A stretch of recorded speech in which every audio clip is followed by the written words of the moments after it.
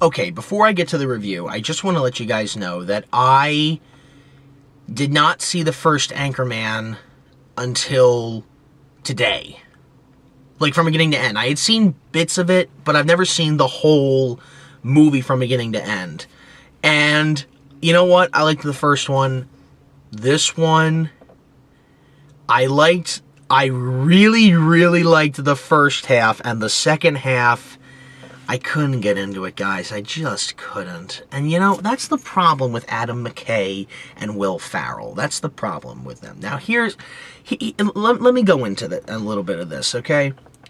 Adam McKay is a filmmaker who has worked with... Well, he's a director. He's not really a filmmaker. In my opinion, a filmmaker is a guy who makes a movie that will last long periods of time. This guy's a director. He and Will Ferrell... Now, here's the deal. I am a Will Ferrell fan, okay? Let me just put that out there. I do like Will Ferrell. I think he can be funny, okay?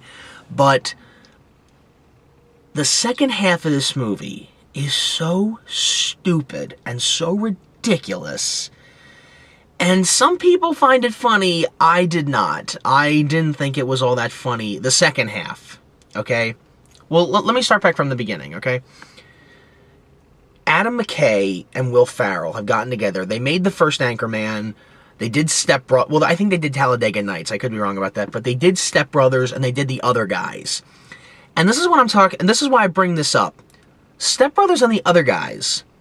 Those two movies I thought were really funny. They had a good... The first two halves of both those movies were funny, and they were entertaining. And the last half was just so unbelievably stupid. I didn't laugh to it at all. Like, to this day, whenever I watch those movies, every time I put in Step Brothers, the second Boats and Hose ends, I turn it off. Because the rest of the movie, I can't get into. I've seen the rest of the movie, but I can't get into it. It's just so stupid, I can't laugh at it. You know? So, with Anchorman 2, The Legend Continues. Ron Burgundy is back, and Brian Fantana, and Champ, and Brick. Thank God Brick's back, because Brick is the only funny character in all of these movies. Steve Carell, oh my God.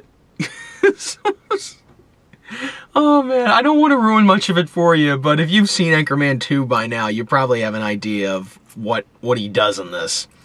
So anyway, with Anchorman 2, Ron Burgundy has now, he's getting the gang back together, and they're going to go on the first global news network, which is interesting, you know, because in the first one, it was like, okay, that was a time when women were first anchors, which had never been done before, and now the first time 24-hour news was going on, which hadn't been done before, and I like where this is going. I really like how they try to tie all these fictional characters in with real life. I like that. That's an interesting. It keeps my attention. But I mean, the first half of Anchorman 2 was so funny. I mean, okay, here's what happens. They go through, it takes place in the 70s, so there's a lot of 70s and 80s music going on, which I liked. I'm a huge fan of that kind of stuff, so every time a song like that came on, I could get into it. One of my favorite scenes that I laughed so hard to was when they go on the air and they think that they have lost in the ratings and they're getting ready to go home and pack up and leave New York, but it turns out that they're number one.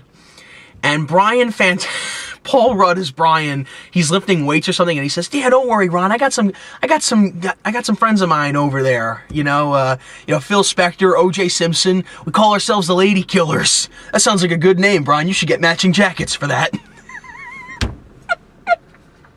I freaking lost it. That's so, like, it's the jokes like that are just so funny.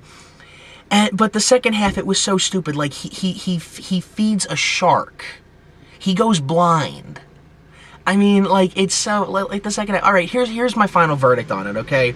The first half of the movie is very entertaining. It's very well set up. It is funny. Second half, be prepared to be disappointed by it. But that's me. That's me. And they have that stupid thing that they did in the first one, that even in the first one I thought was kind of stupid, when all the Anchormen get together and they beat the crap out of each other. That can be entertaining, I guess, for some people, but for me, it just didn't do anything. So, did I think Anchorman 2 was good? It was good, but it wasn't worth the money, in my opinion. I didn't have to pay money to see that. Like, I could have waited till that came out on DVD or Netflix or something. Like, don't rush to the theaters to go see it. But if you're looking for a good time at the movies, and if you're looking for a nice comedy, then I suggest go check it out, you know? But be prepared to be disappointed. But again, that's just me. Apparently people like that, and if you like it, that's fine. Doesn't matter. So, yeah, that's my review on Anchorman 2.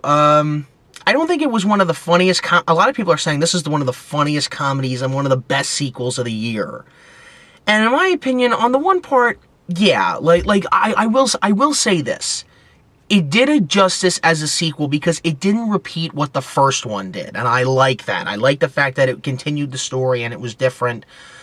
But on the second half, it just wasn't all that, I didn't see anything that great in it, you know what I mean? So, yeah, kind of a mixed review, but aside from that, I hope you guys really enjoy it. So, yeah, that's my review on Anchorman 2. Talk to you guys later.